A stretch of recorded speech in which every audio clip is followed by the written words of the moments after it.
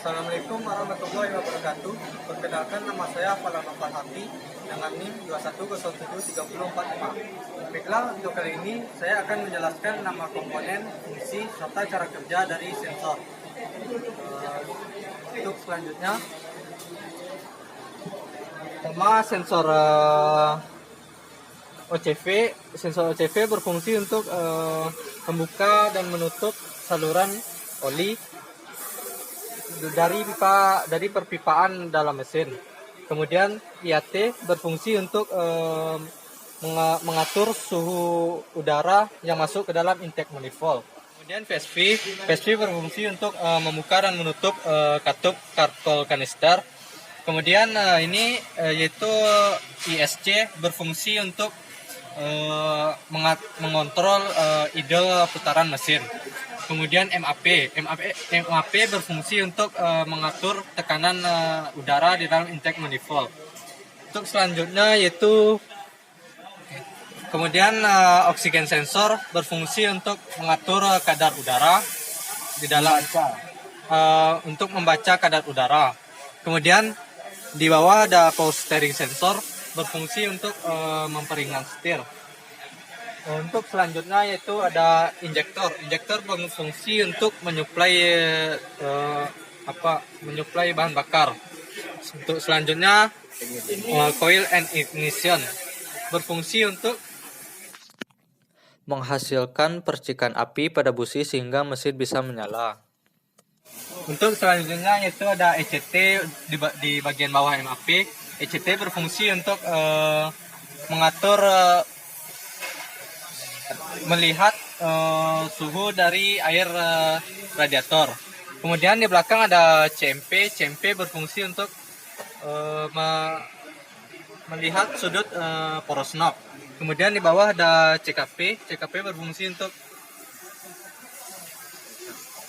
melihat sudut poros engkol. Kemudian di bawah ada sensor cooling fan, yaitu berfungsi untuk mendinginkan air radiator. Kemudian di bagian bawah yaitu ada knock sensor, yaitu berfungsi untuk mengatur getaran mesin. Untuk selanjutnya itu TPS. TPS berfungsi untuk mendeteksi sudut buka throttle valve. Sensor posisi throttle ditempatkan pada throttle body. Untuk selanjutnya yaitu VSS. VSS berfungsi untuk mengukur kecepatan kendaraan saat melaju. Yang selanjutnya yaitu valve pump. Valve pump berfungsi untuk menjaga tekanan dari bensin agar tetap tinggi. Yang terakhir yaitu ECM atau ECU berfungsi sebagai sirkuit elektronik pada sebuah mobil yang memiliki peran penting sebagai controller atau jika pada komputer maka ECM seperti CPU. Baiklah, untuk selanjutnya kita akan menjelaskan cara penggunaan scan tool. Pertama-tama kita colokkan ke dalam DLC. Lalu kita hidupkan mobil tersebut ini. Kemudian kita hidupkan scan toolnya. Kurang screen ya.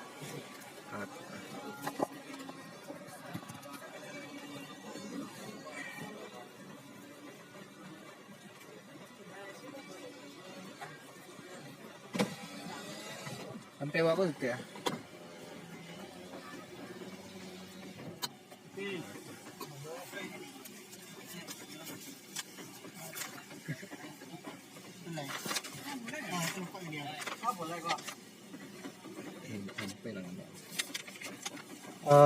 Baiklah, scan toolnya sudah hidup.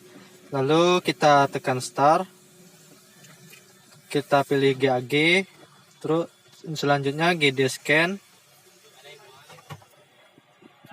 Kita tunggu.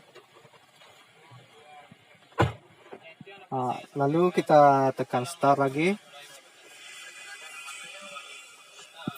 Kemudian kita pilih tipe mobil, kita pilih tipe Daihatsu.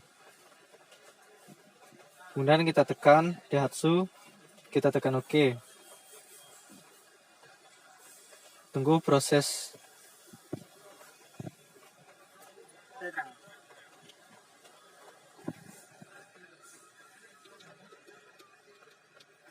Maaf, agak lama. Kita tekan OK.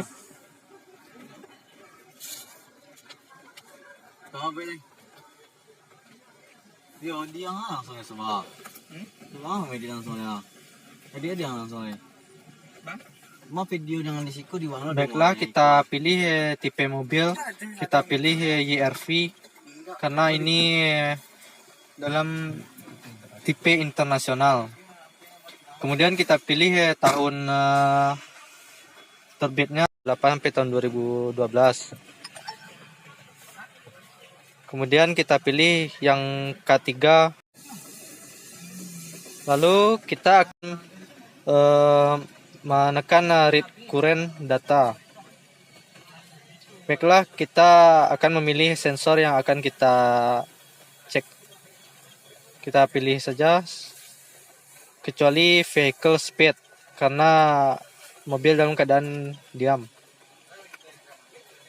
Lalu ini kita pilih injection. Baiklah, ini terdapat data yang pertama water temperatur yaitu 83 derajat Celcius. Yang kedua intake air manifold absolute pressure yaitu 28 kPa. Kemudian engine speed ini berubah-ubah sekarang 747 rpm. Kemudian spark ADV terdapat 3,24 derajat. Intake air temperatur 45 derajat Celcius. Kemudian relative throttle position 0,39%. Kemudian front 2 sensor output voltage yaitu 0,60 volt. Kita lihat yang selanjutnya yaitu injection time 1536 US.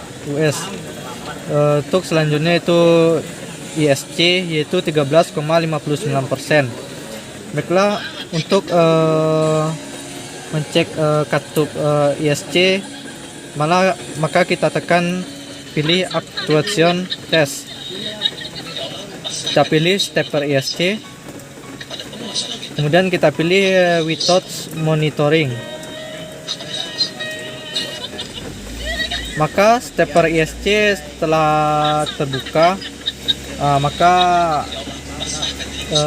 untuk RPM naik dengan sendirinya tanpa dilakukan menekan pedal gas. Baiklah, untuk menutupnya kita tekan ini. Maka mesin akan mati. Kemudian kita hidupkan.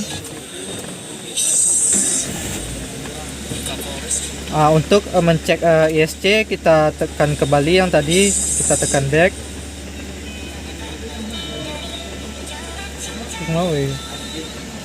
Oke kan? Oke. Lalu kita tekan back. Kita tekan yang tadi read current data. Kita pilih ISC. Ya, oke. Maka terdapat hasil 13,59%. Maka ISC akan naik karena RPM telah tinggi. Lalu kita netralkan kembali dengan menekan yang tadi stepper ISC. Maka kita tekan di bawah back down ini, panah di bawah back down. Maka akan close. Kita hidupkan kembali.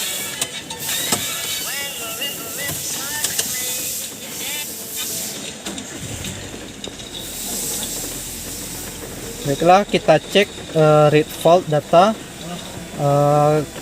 apakah ada terjadi kerusakan atau tidak. Ini terdapat no fault data, maka tidak ada terjadi kerusakan. Ini erase fault, yaitu untuk menghapus data yang ada terjadi kerusakan jika sudah diperbaiki. Baiklah, hanya itu yang dapat saya sampaikan mengenai tentang scan tool. Jika ada salah, saya mohon maaf. Saya sudahi. Assalamualaikum warahmatullahi wabarakatuh. Baiklah, saya akan menjelaskan cara kerja serta gambar wiring diagram dari sensor. Untuk sensor yang pertama yaitu OCV, Oil Control Valve. Sirkuit ini mengoperasikan spool valve melalui alat duty signal dari ECM sehingga memindah saluran oli ke sisi advanced atau sisi retarded untuk mengaktifkan VVT controller. Dengan cara ini, valve timing optimum dapat dijaga saat mesin berhenti. Camshaft timing oil control valve diset ke posisi retarded sepenuhnya. Yang kedua yaitu IAT, intake air temperatur. Pada saat tekanan pada sensor IAT berubah sesuai dengan perubahan IAT, voltase pada terminal THA juga berubah. Berdasarkan pada sinyal ini, ECM menambah volume injeksi bahan bakar untuk memperbaiki pengendaraan selama pengoperasian mesin dingin. Yang ketiga yaitu MAP, Manifold Absolute Pressure. Sensor tekanan absolut manifold memonitor tekanan absolut di dalam intake manifold. Awalnya mulai 0 mmHg, sehingga ECM dapat mengontrol rasio udara bahan bakar pada level yang pantas dalam berbagai kondisi pengendaraan, tanpa adanya pengaruh terhadap fluktuasi tekanan udara luar yang antara lain disebabkan oleh ketinggian permukaan. Yang keempat yaitu ISC, Idle Speed Control. ISC valve berputar searah atau berlawanan arah jarum jam dengan sudut tetap, sesuai dengan sinyal dari ECM. Rotor dan katup ditempelkan dengan mur seperti biasa, sehingga katup hanya dapat bergerak ke depan dan ke belakang sesuai dengan proporsi putaran rotor. Dengan demikian, volume udara masuk dikontrol dengan mengubah celah antara katup dan bodi. Yang kelima yaitu TPS, Throttle Position Sensor. Pada saat throttle valve tertutup penuh, voltasenya mendekati 0,4 sampai 0,9 volt yang diberikan pada terminal VTH dari ECM. Voltase yang diberikan ke terminal VTH dari ECM bertambah secara proporsional sesuai dengan sudut buka throttle valve dan mencapai sekitar 3,2 sampai 4,9 volt ketika throttle valve telah dibuka penuh. ECM menentukan kondisi pengendaraan dari output voltase dari terminal VTA dan melakukan fungsi seperti koreksi rasio udara bahan bakar dan kontrol volt cut. Yang keenam yaitu oksigen sensor. Pada saat rasio udara bahan bakar menjadi lebih gemuk dari rasio udara bahan bakar stoichiometrik, maka konsentrasi oksigen di dalam gas buang akan dikurangi, dan sensor heated oksigen menginformasikan kepada ECM tentang kondisi gemuk itu. Voltase tinggi yaitu lebih dari 0,45 volt. ECM menentukan apakah rasio udara bahan bakar tergolong gemuk atau kurus dan mengontrol timing injeksi sesuai dengan output voltase dari sensor heated oksigen. Oleh karena itu, bila sensor heated oksigen malfungsi, maka output voltasenya menjadi tidak normal, sehingga ECM tak mampu lagi mengontrol rasio udara bahan bakar dengan akurat. Yang ketujuh yaitu VSV, Vacuum Switching Valve. ECM mengubah duty signal ke vacuum switching valve dalam sistem evaporative emission atau EFAP, sehingga emisi HC yang masuk dapat disesuaikan dengan kondisi pengendaraan, beban mesin, putaran mesin, kecepatan kendaraan, dan lain-lain setelah mesin dipanaskan. Yang kedelapan yaitu ECT, Engine Coolant Temperature. Pada saat temperatur cairan pendingin mesin rendah, tahanan termistor bertambah. Pada saat temperaturnya tinggi, tahanannya berkurang. Sensor temperatur cairan pendingin mesin dihubungkan ke ECM. Pada saatnya besarnya tahanan berubah sesuai dengan temperatur cairan pendingin mesin. Voltase pada terminal THW juga berubah. ECM mengatur volume injeksi berdasarkan sinyal ini untuk memperbaiki kemampuan pengendaraan saat pengendaraan pada temperatur mesin normal. Yang kesembilan yaitu CMP, Camshaft Position Sensor. Sewaktu camshaft berputar, gigi pada timing rotor dan celah udara pada pickup berubah, menyebabkan fluktuasi dalam medan magnet dan membangkitkan gaya elektromotif dalam pickup coil. Karena gigi berdejatan dengan timing rotor dan bergerak melewati pickup coil, maka dibangkitkan voltase dan arus listrik bolak-balik atau alternating current.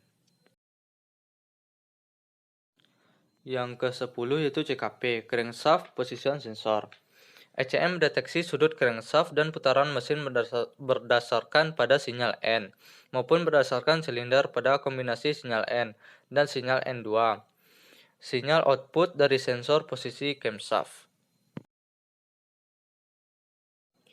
Yang ke-11 yaitu knock sensor. Sensor knock memiliki piezoelektrik yang membangkitkan voltase ketika terjadi perubahan bentuk. Voltase itu dibangkitkan saat blok mesin digetarkan oleh knocking. Munculnya beberapa knocking mesin dapat ditekan dengan cara mengundurkan timing pengapian. Yang ke-12 yaitu VSS, Vehicle Speed Sensor. VSS dipasangkan pada meter kombinasi dan terdiri dari magnet yang diputar oleh kabel speedometer. Setiap kali berputar dari putaran speedometer akan memutar switch ke on dan off 4 kali. Dan sinyal on atau off ini diteruskan ke ECM. ECM menentukan kecepatan kendaraan sesuai dengan frekuensi sinyal pulsa ini. Yang ke-13 yaitu injektor. Dengan membuka saluran nozzle yang tertutup oleh solenoid, kemudian bahan bakar akan keluar dengan sendirinya berkat tekanan bahan bakar yang tinggi. Yang ke-14 yaitu cooling fan sensor. Ketika mesin hidup, suhu air pendingin aktif. Saat suhu mesin telah mencapai 80 derajat sampai 100 derajat Celcius, maka ECM akan mengatur flag relay pertama yang memiliki kecepatan rendah. Jika suhu mesin bertambah, maka ECM akan mengaktifkan relay. Kedua yang memiliki kecepatan lebih tinggi tipis akan berarti berputar ketika suhu mesin turun. Yang ke-15 yaitu power steering sensor. Saat mesin mulai hidup, maka ECM memberikan instruksi untuk mengaktifkan motor listrik dan clutch akan menghitung batang kemudi atau setir dengan motor elektrik. Saat setir mulai diputar, maka torque sensor akan mendeteksi beberapa besar mobil berputar dan memberikan informasi tersebut pada ECM. Yang ke-16 yaitu coil dan ignition. Coil akan menerima tegangan dari aki atau ECM, kemudian tegangan akan diinduksikan dari tegangan rendah menjadi tegangan tinggi. Yang terakhir nomor 17 yaitu ECM atau ECU. Pada saat switch pengapian diputar ke on, voltase baterai diberikan ke coil yang menutup titik kontak relay EF dan power disuplai ke terminal TB dari ECM.